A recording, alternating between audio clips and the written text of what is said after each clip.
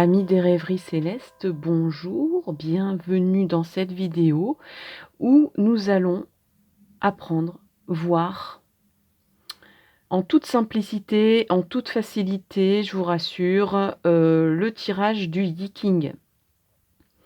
Alors le tirage du Yi-King, c'est une méthode ancestrale qui remonte à 5000 ans, rien que ça.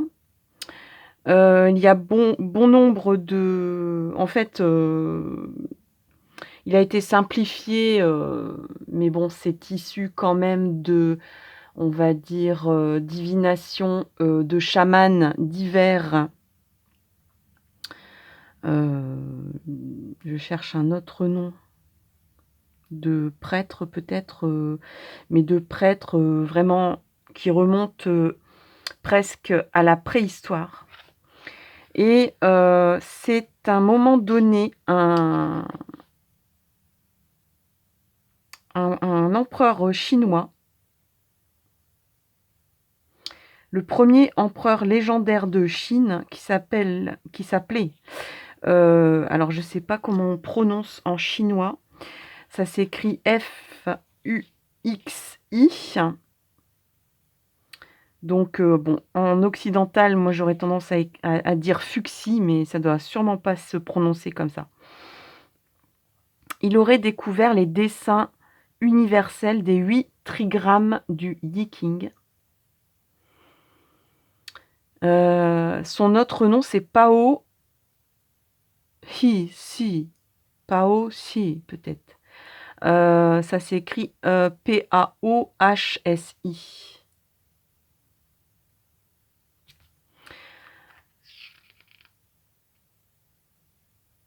Alors, Confucius s'est penché sur cette technique, sur cette méthode.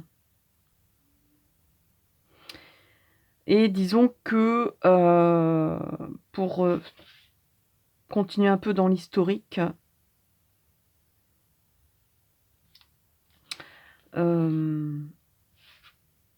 ça serait plutôt vers 1150 avant JC, avant Jésus-Christ.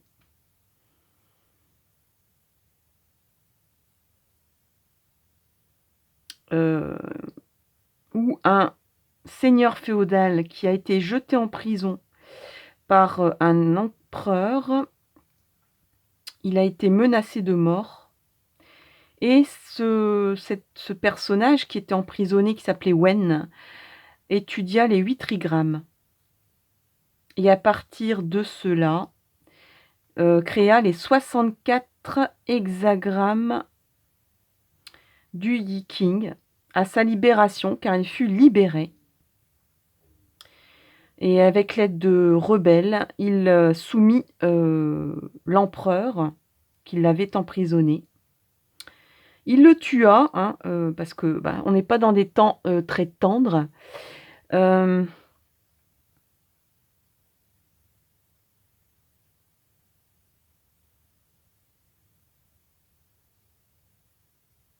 Et son fils approfondit donc le travail sur les hexagrammes en fournissant une interprétation de chaque ligne.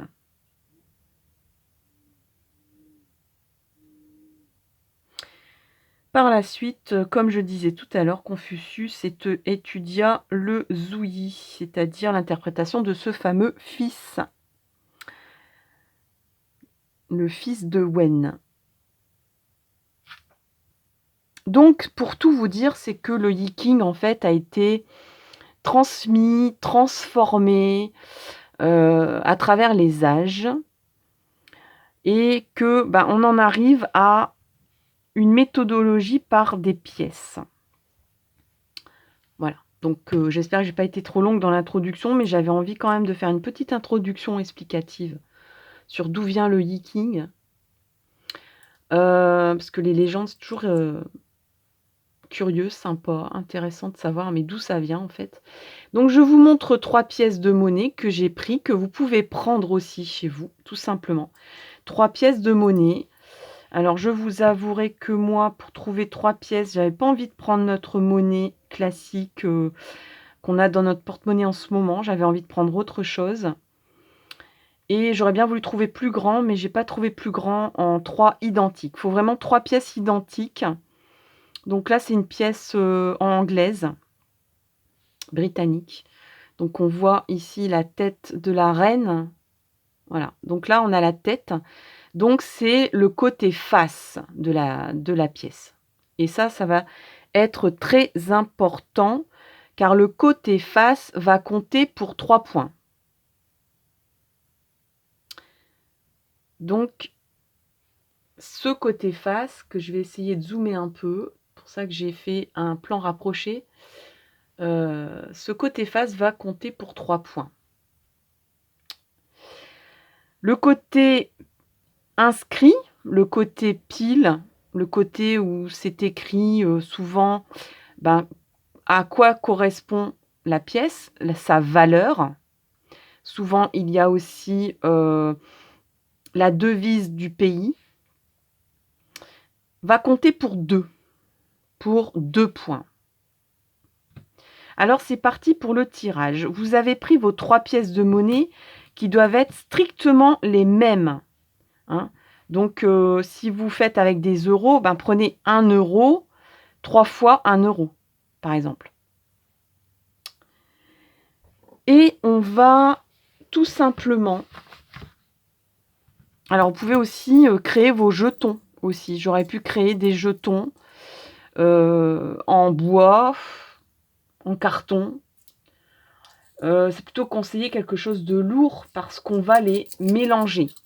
Donc on les mélange. Voilà, on les secoue. Bien sûr qu'avant, on a une question à poser au Yi-King, hein. Donc vous posez une question au Yi-King. Alors il ne faut pas que ça soit, flou, il faut que ça soit quand même quelque chose de concret. Et une question claire, c'est-à-dire, on va pas dire, «Est-ce que je vais enfin trouver, une maison avec jardin, mais pas trop de voisins, pas trop loin de chez moi, à moins de 15 kilomètres de chez moi», et cetera, et cetera, et cetera. Ce que vous pouvez dire, c'est, «Est-ce que je vais enfin trouver la maison qui correspond à mon mode de vie et qui me satisfera?» Ou tout simplement la maison qui me satisfera dans ma vie. Voilà. Qui me conviendra, dans lequel je me sentirai bien et qui sera convenable à ma vie. Dans la mesure du possible, là j'ai mis 2 fois des «et», donc il y a 2 demandes dans une question, c'est pas forcément l'idéal. Donc au niveau sentimental, est-ce que je vais rencontrer quelqu'un cette année? Voilà, tout simplement, voilà. Est-ce que je vais rencontrer quelqu'un cette année? Après on peut faire attention quand même, voilà. Est-ce que je vais rencontrer un amour durable cette année? Vous pouvez poser cette question-là aussi, comme ça c'est encore plus précis. Mais il y a pas de tiroir si vous voulez, hein. On va pas dire: «Est-ce que je vais rencontrer quelqu'un qui a les cheveux, bruns, qui fait, un métier, intelligent, avec qui je pourrais avoir un enfant, mais qui, sera pas comme mon ex», enfin vous voyez? Là non, c'est pas possible. Ce genre de questions, c'est pas possible. Faut que ça soit quelque chose de clair, net, précis. Donc c'est parti, on secoue et on laisse tomber les pièces et on regarde un petit peu. Donc là, ici, je vais vous montrer ce que j'obtiens. Donc on a ici un côté inscrit. Là, on a encore un côté inscrit. Alors, c'est strictement la même valeur, hein. Je crois que c'est 5 pence, en fait. C'est strictement la même valeur, à part que c'est pas les mêmes années, donc forcément, ils aiment bien changer la monnaie, mais de l'autre côté, c'est strictement la même monnaie puisqu'on a la tête de la reine, encore une fois, et on a la même valeur et la même forme. Heu, donc c'est le côté inscrit, même si ici on a, la couronne on a la couronne anglaise. Et ici, en fait, ils ont stylisé, je crois les 4, on va dire les 4 provinces, britanniques. Donc, le Pays de Galles, l'Écosse, et cetera, et cetera. Mais de toute façon, c'est le côté inscrit. Et là aussi, on a le côté inscrit. Donc, on a 3 fois le côté inscrit pour on va dire, ce jeté-là. On appelle ça des jetés de pièces. Donc, je vais mettre ici sur le côté et je vais rapprocher ma feuille. Donc, le Yi King. Donc, méthode de tirage divinatoire.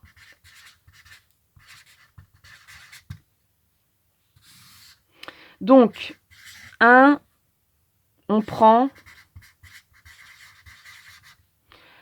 3 pièces de monnaie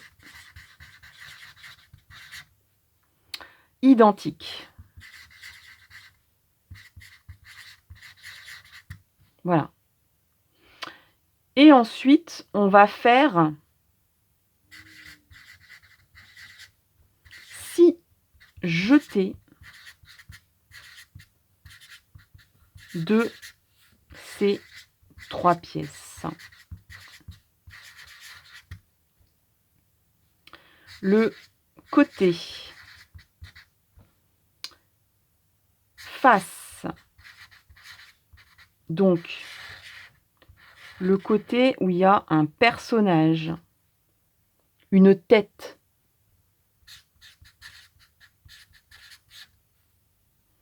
où il y a un visage. En général, bon, pas toutes les pièces, hein, parce qu'il y a des centimes, il y a des divisions de monnaie où il n'y a pas de pièces. Enfin, je connais pas toutes les pièces du monde, mais essayez de prendre quand même, voilà. En France, c'était la Marianne. Pour l'Europe, c'est vrai qu'il n'y a pas de tête. Je ne pense pas qu'il y ait une tête. Bon, en tout cas, le côté visage, si dans la mesure du possible, vous pouvez prendre des pièces avec une tête, avec un visage. Avant, forcément qu'en France, on avait la Marianne. Donc, vous voyez ici, avec une monnaie d'un royaume, forcément, qui a la tête. J'avais aussi des dollars américains et il y avait forcément Abraham Lincoln pour une des pièces. Mais c'était vraiment aussi petit que ça et beaucoup moins joli, beaucoup moins neuf, beaucoup moins brillant. Donc, je ne les ai pas prises. Mais essayez quand même de prendre un côté face. Donc, le côté face vaut... Alors, où est-ce qu'il est mon crayon rouge? Le côté face vaut 3. Et le côté inscrit, le côté en général où il y a la valeur de la pièce,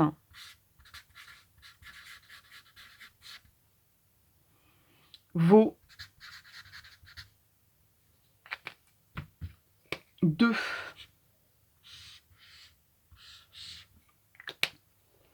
Voilà, donc on a bien vu pour ce qui est des valeurs des pièces. Qu'est-ce qu'on va faire avec ça du moment où on sait que là, par exemple, j'avais 3 fois le côté inscrit. J'avais 3 fois le côté inscrit, donc j'avais 3 fois une valeur de 2. Eh bien, on va faire un hexagramme. Et un hexagramme est composé de 2 trigrammes. Donc,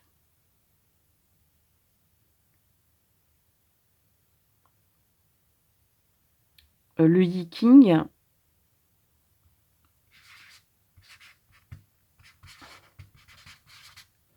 consiste à obtenir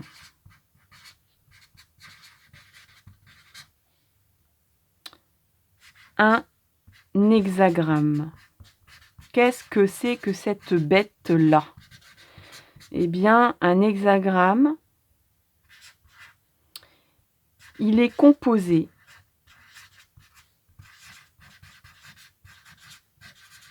de deux trigrammes.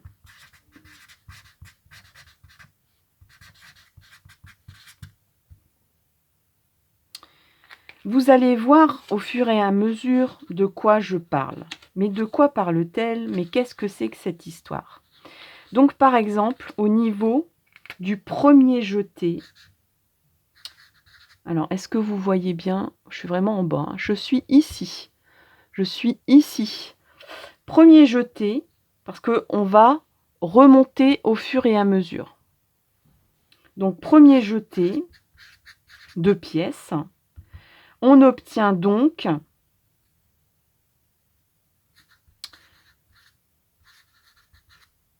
un côté inscrit, un côté inscrit et un côté inscrit. Ce qui donne 2 à chaque fois. Je vais remonter, je vais bouger, excusez-moi. Voilà, je vais remonter un peu pour que vous voyez mieux. Donc, le premier jeté, on a un inscrit et un inscrit. Voilà ce que j'ai obtenu. 3 fois un inscrit. Ce qui fait 2, 2 et 2. Alors, je pense pas que j'arriverai à 6. 1, 2, 3, 4, 5, 6. Ça va être vraiment serré. Donc, je vais prendre une deuxième page.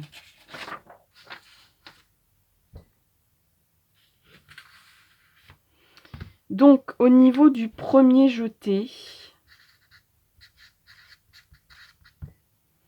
on a, si vous avez bien suivi, on a 3 pièces tombées côté inscrit, ce qui fait 2, 2 et 2.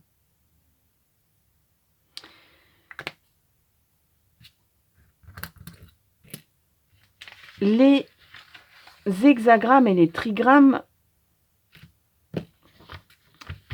alors je vais peut-être vous en montrer un, par exemple, le trigramme chêne.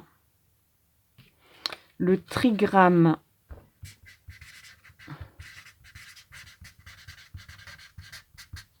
chêne, il s'appelle comme ça. Voilà à quoi il ressemble. Parce que ces chiffres-là, les chiffres 2, 2, 2, vont devenir des barres ou des tirets.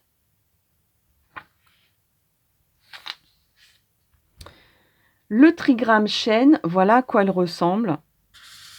Une grande barre longue et 2 petites barres, l'une au-dessus de l'autre.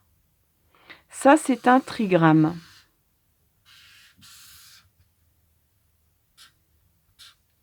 Je vais même essayer de le faire mieux que ça parce que c'est vraiment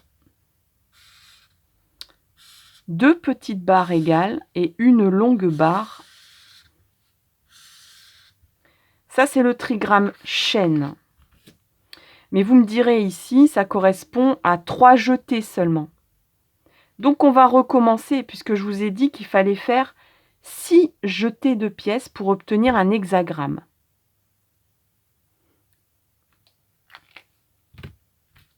Je vais revenir au premier jeté où on obtient 2, 2, 2. Ça, c'était juste pour vous montrer à quoi ressemble un trigramme ou un hexagramme. on va revenir au premier jeté que j'ai fait tout à l'heure, qui correspond à 2, 2, 2.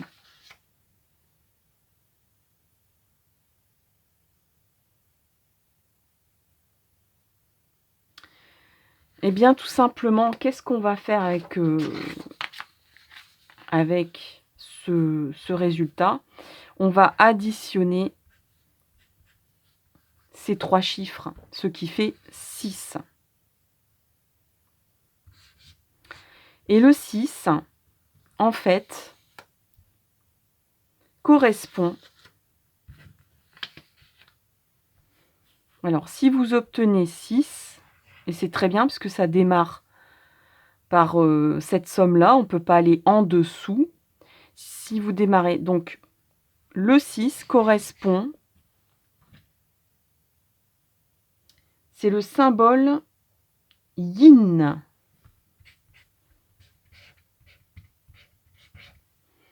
Et le symbole yin est représenté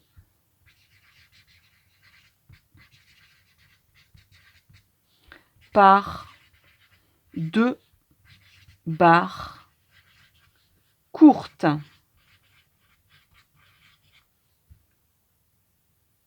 Donc, par ce symbole ici.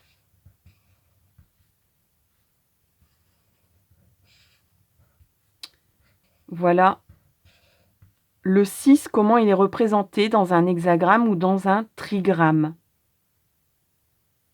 On va continuer les chiffres en fait, parce que moi je vais continuer mon jeté. Je vais faire le deuxième jeté. Toujours en pensant à votre question, ici on a un côté inscrit, un côté avec la tête de la reine, un côté pile, et encore un côté inscrit. Alors, le côté inscrit, on l'a vu tout à l'heure, il vaut... Le côté inscrit vaut 2. Le côté avec la tête ou un visage vaut 3. Le côté face. Donc, ici, j'ai un côté, peu importe. Là, pour le coup, vous mettez la tête là, la tête devant, la tête au milieu. Ça, peu importe, c'est égal. Ça n'a pas d'importance. Donc, le deuxième jeté, mon deuxième jeté, eh bien, on a un côté inscrit, ce qui fait 2, un côté face, ce qui fait 3, et un côté inscrit, ce qui fait 2 à nouveau. Là, on a 4 et 3, 7, ce qui tombe bien, finalement. Jusque-là, franchement, ça m'aide bien dans mes explications. 3 et 2, 5, 6, 7, c'est bien ça. Donc, on a le 7. Et le 7, on va regarder, c'est le symbole yang. Et le symbole yang est représenté par une barre longue. Donc, une barre longue.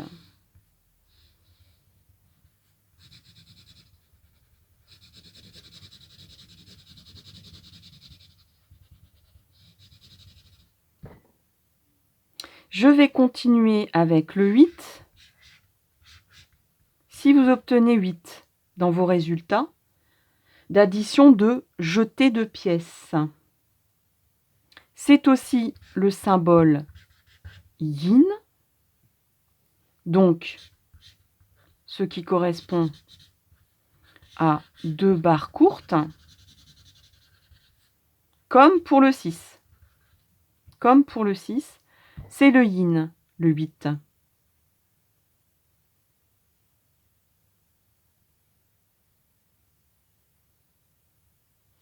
Le 9 correspondra à un symbole yang, comme pour le 7, ce qui fait une barre longue. Je fais mes barres encore plus grosses, de plus en plus grosses au fur et à mesure. Voilà, donc là on a une barre longue.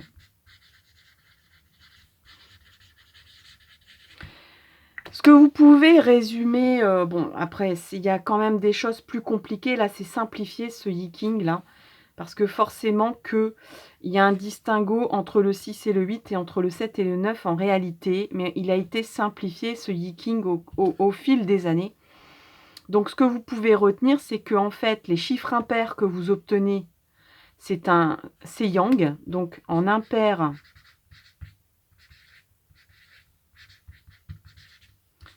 c'est yang, et en pair, c'est yin. Je vais reprendre mon petit, on va dire mon petit exemple ici. On va faire 3e jeté, 4e jeté, 5e jeté, et enfin le dernier, le 6e jeté. Allez, je vais le faire devant vous pour que vous voyez bien. Alors, 3e jeté, on a trois têtes. On a 3 têtes, donc on a un côté face, et le côté face, c'est égal à 3. Donc on va faire ici pour le 3e jeté, 3 plus 3 plus 3, ce qui fait 9. On continue. Alors, on a encore une fois 3 têtes, donc 3, 3, 3, ce qui fait 9. On continue. Ça paraît long, mais on jette 6 fois 3 pièces. Hein, c'est pas insurmontable au niveau timing. C'est juste parce que je vous explique en même temps. Donc là, on a 2 fois un côté inscrit, donc ce qui fait 2. Et on a une fois la tête de la reine, c'est côté face, qui vaut 3. Donc là, on a un 7. Le dernier jeté. Et vous allez comprendre qu'on va traduire ça dans un hexagramme. Et 2 trigrammes du coup. Ici, on a 3 côtés inscrits comme pour le premier jeté, ce qui fait 2 plus 2 plus 2, ce qui fait 6. Donc on a vu tout à l'heure, c'est juste en dessous, que quand on a un résultat impair, c'est yang, et donc le yang, c'est une longue barre. Quand on a un résultat pair, c'est-à-dire 6 et 8, on est en yin. Et yin, c'est 2 petites barres courtes. Donc, le yin, c'est pair. On va regarder les résultats pairs.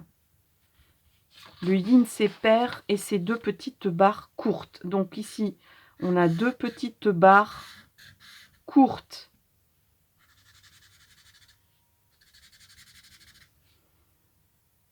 Là, on a un résultat impair. Donc, on a une longue barre parce qu'on est en résultat yang. Ici, on a 2 résultats impairs ainsi que là.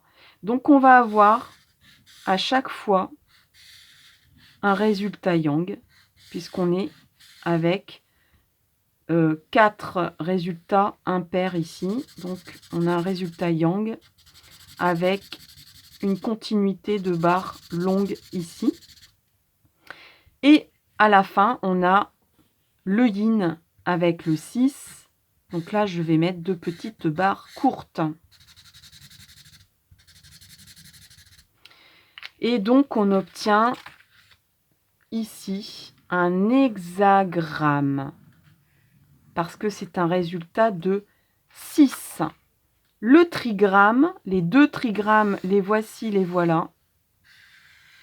On a le premier trigramme qui se trouve ici et on a le deuxième trigramme qui se trouve là. Très important, on procède toujours de bas en haut, pardon. De bas en haut. Le dernier jeté est en haut, le premier jeté est en bas. Et on va ainsi de suite, l'un au-dessus de l'autre. Très important, parce que ça conditionne vos résultats de trigramme et d'hexagramme qui est ici. Donc, on a les deux trigrammes et on a l'hexagramme de réponse. Sachez qu'il existe 64 combinaisons de signification d'hexagramme. Donc, ce que je vais faire,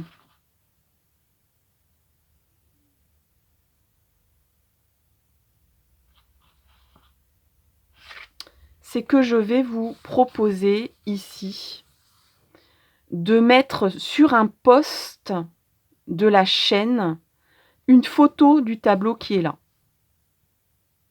qui correspond à... je suis même pas sûre que ça vient de ça en fait, mais je pense que si. Ça vient de ce livre-là. Mais je suis même pas sûre. Non, même pas. Même pas. Il vient pas de ce livre-là en fait.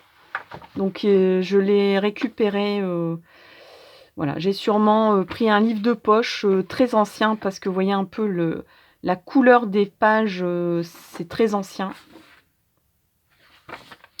J'ai pas l'auteur ni rien.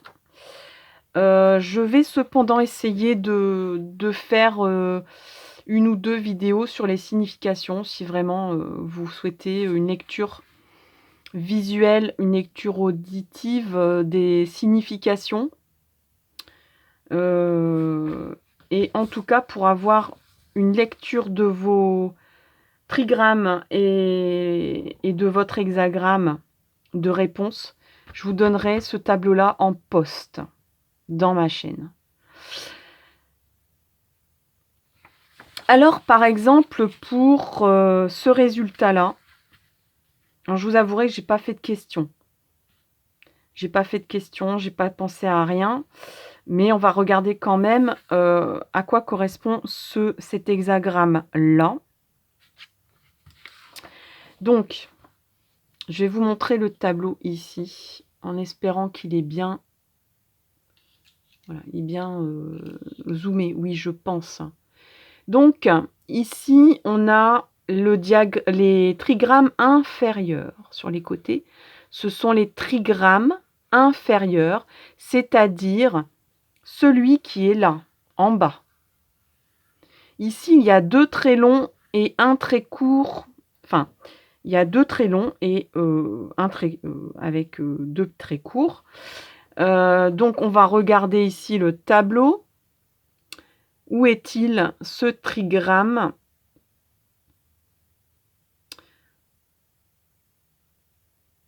Alors, où est-il ce trigramme? Il est là. Il est ici. Deux traits courts et deux traits longs au-dessus. Donc, on le repère, il est ici. Donc, on va chercher dans la ligne ici. On va chercher à quoi correspond la réponse par rapport au trigramme supérieur maintenant. Le trigramme supérieur, pour moi, il est là. Vous voyez, pour cette série de jetés, le trigramme supérieur est ici. Et on a donc deux traits longs, un trait court au-dessus. Donc deux traits longs. Je vais essayer de rezoomer, mais ça marche bien en fait. Deux traits longs. Alors, deux traits longs et un trait court au-dessus. Eh bien, il est là. On a vu que le premier se trouvait ici. Le deuxième se trouve dans cette colonne. On fait donc une corrélation des deux et on obtient ici la correspondance de votre réponse. C'est le numéro 28. Alors, je vais vous lire le numéro 28 tout de suite. On va garder l'exemple. Mais je vais essayer de lire les 64 trigrammes. Oui, je vais essayer de faire ça. Allez, soyons fous. Alors, 28 correspond à la prépon... Alors, le titre de cet hexagramme. On obtient, et je crois que j'ai un petit peu grillé ma page. Non, ça va. On obtient donc l'hexagramme obtenu.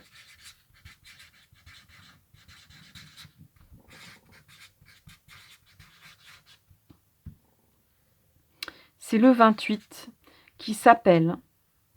Ils ont à chaque fois des titres, des noms. Alors, pour le coup, très, j'ai envie de dire, philosophie orientale asiatique. Donc, celui-là s'appelle la prépondérance des grands. J'ai rien inventé. C'est-à-dire ta kuo. Ta kuo. Peut-être, alors je lis le texte, peut-être vous êtes-vous investi dans un amour trop pesant et trop possessif qui vous étouffe. Ne prenez pas en charge des responsabilités qui ne vous appartiennent pas. Il peut s'agir d'enfants, de dettes, de problèmes de toutes sortes. Dans votre travail, acceptez les propositions qui peuvent être faites par vos supérieurs.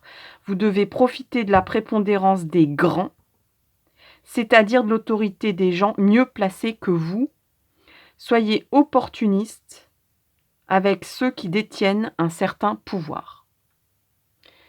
Donc, c'est quand même des textes très courts, mais très simples et très concrets.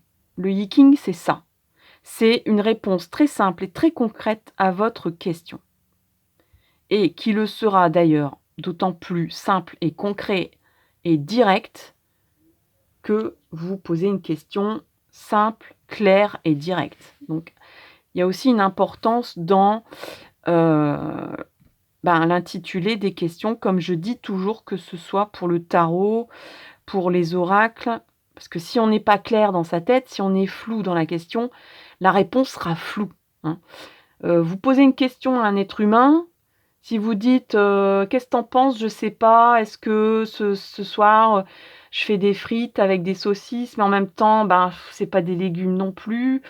Mais en même temps, les légumes, on les mange pas vraiment finalement. Quand on en fait, on les laisse sur le côté. La personne en face va vous dire stop, quoi. Tu veux vraiment une réponse à ce que tu te poses comme question là, parce qu'il y a 10 000 questions, 10 000 philosophies dedans. Voilà, là, sur un truc tout bête, sur le repas du soir, quoi. Donc, voyez un petit peu. Et donc, tout ce qui est divinatoire, c'est pareil qu'un être humain. Un être humain va vous dire, mais t'es pas clair dans ta question. C'est quoi ta vraie question, là? Tu veux savoir quoi? Si j'ai envie de saucisse ce soir? Ou si il vaudrait mieux manger léger et manger des légumes et pas de saucisse, quoi. Voilà. Ou concrètement, qu'est-ce que tu as envie de manger ce soir? Qu'est-ce qui serait bon de manger ce soir? Qu'est-ce qui serait sain? Qu'est-ce qui serait bon pour la santé? Ou qu'est-ce qui te fait plaisir? Voilà. Bref. Donc, voilà pour le calcul du Yiking. J'espère que j'ai été assez claire. Je vais quand même rappeler les grandes lignes avant de vous quitter.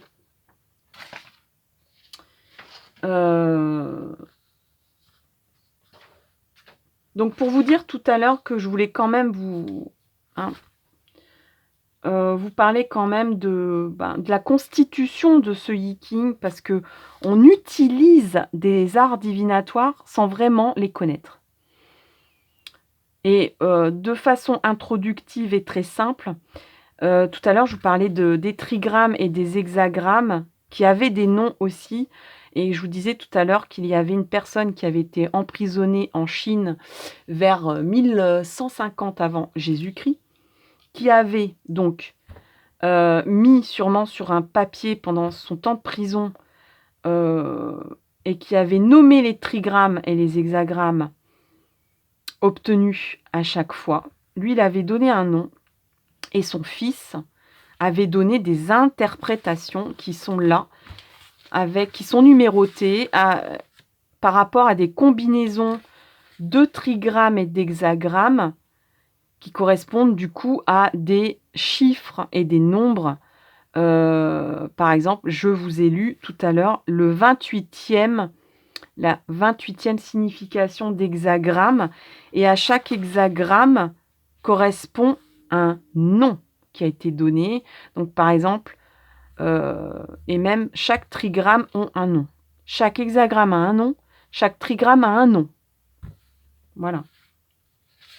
Je récapitule. On prend pour le Yi-King 3 pièces de monnaie identiques. 3 pièces de monnaie identiques. Et on cherche le côté différent de l'autre. Donc, par convention classique des monnaies connues à notre époque, on a souvent un côté pile, un côté face. Le côté face, c'est le côté où il y a une tête en général. S'il n'y a pas de tête, vous estimez que le côté face, c'est le côté où il n'y a pas la valeur. Parce que le côté inscrit, c'est la valeur. C'est là où c'est noté. Là, par exemple, c'est 5 pence. C'est noté 5 pence. Et donc, on a le côté inscrit avec 5 pence écrit dessus. J'espère que vous le voyez bien. 5 pence. L'autre côté, c'est le côté tête. C'est le côté pile. Non, c'est côté face, pardon. La face. Ben, là, la face de la reine. La face du roi, si c'est un roi. La face de la Marianne, si vous avez encore des francs chez vous. Pour l'euro, ben c'est vrai que j'aurais dû prendre 1 euro en exemple, parce que c'est vrai que c'est ce qu'on a le plus simple chez soi. Bon, faudrait voir. De toute façon, le côté avec la valeur, c'est le côté inscrit, et c'est le côté qui vaut 2. Le côté face, le côté où il y a un visage, ou le côté où il n'y a pas la valeur, c'est qu'il vaut 3, pour ce qui est du Yi-King. Quand on a fait tout ça, on additionne. On additionne chaque jeté. Et on va faire 6 jetés pour obtenir 6 rangées. Ce qui va donner un hexagramme composé de 2 trigrammes. On commence par le bas, toujours par le bas. J'ai d'ailleurs le noté ici. On commence